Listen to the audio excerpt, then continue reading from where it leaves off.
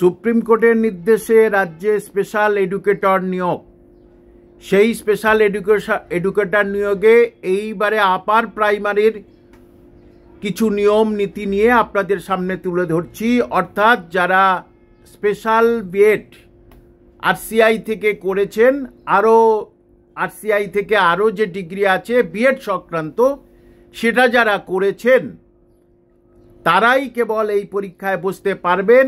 এছাড়াও যারা সর্বশিক্ষা অভিযান থেকে শুরু করে লাইব্রেরির বিভিন্ন সরকারি লাইব্রেরির বিভিন্ন দপ্তর, আরও নানা রকমের প্রায় 20টা আরও যে দপ্তর আছে, সেখানে যারা পার্ট টাইমার করছেন বা ফুল টাইমার করছেন বা আংশিক সময়ের কাজ করছেন, তাদের বয়স যদি 55 বছর হয় তাহলে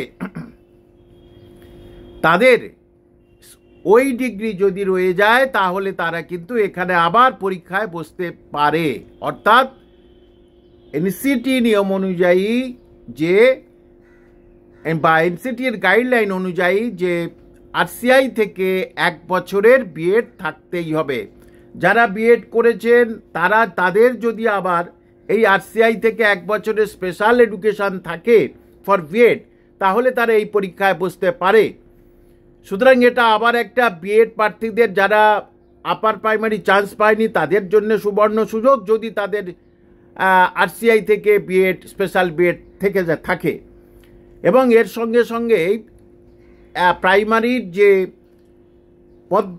পদ্ধতিতে নিয়োগ হবে, নিয়োগ পদ্ধতি আর কি, পরীক্ষা পদ্ধতি, এখানেও সেই একই পরীক্ষা পদ্ধতি দিয়ে দিয়েছে। অর্থাৎ 150 নম্বরের টেট হবে, আপনারা সেটা নিশ্চিত জানেন। আপার প্রাইমারির ক্ষেত্রে 30 নম্বর বাংলা, 30 নম্বর ইংরেজি, 30 নম্বর শিশু শিক্ষা, শিশু মনস্তত্ত্ব, এবং আরেকটা থাকছে সায়েন্সের ছেলেদের জন্য সোশ্যাল সায়েন্স, অর্থাৎ ম্যাথমেটিক্স, ফিজিক্স, কেমিস্ট্রি, বায়োসায়েন্স, এটা থাকছে।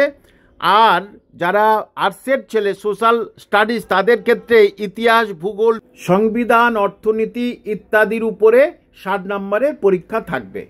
অর্থাৎ এই 150 নম্বর হলো। এবং এখানে আগে যেমন ছিল আপার প্রাইমারির ক্ষেত্রে নিয়ম যে 150 = 20, সেইটা চলে গেছে প্রাইমারির মতো 150 = 80, এবং 10 নম্বরের ইন্টারভিউ আর 10 নম্বরের মানে ডেমনস্ট্রেশন। এই যে 10 আর 10 20, এটা যেমন মারাত্মক একটা রেজাল্টের উপরে এফেক্ট ফেলবে, ঠিক তেমনি এখানে টেটের উপরে কিন্তু স্পেশাল এফেক্ট ফেলবে। অর্থাৎ টেটে যারা অনেক বেশি নাম্বার পাবে তারা কিন্তু, আগে টেট = এখানে 20 ছিল, 150 = 20, এখন সেটা 80 হয়ে গেছে। সুতরাং এখানে নাম্বারের ব্যাপক পার্থক্য আপনারা দেখতে পাবেন। আর এই আপার প্রাইমারির ক্ষেত্রে দেখা যাচ্ছে যে আগে ছিল 100 জন নিয়োগ, যদি 100টা শূন্য পদে ডাকা হতো 140 জনকে, এখন সেটাকে করা হচ্ছে 100 জন শূন্য পদে ডাকা হবে 120 জনকে, সেটা কমিয়ে দেওয়া হয়েছে।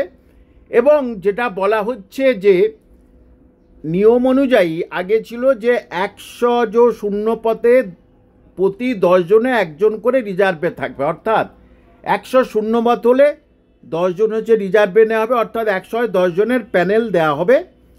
আর এবারে কিন্তু আর বেশি পরিমাণে ডাকছে না, ডাকবে কিন্তু মাত্র 120 জনকে মাত্র ডাকা হবে, যেটা 140 জনকে ডাকা হতো। সেটাও ইন্টারভিউ যারা দেবেন তাদের ক্ষেত্রে সুখবর।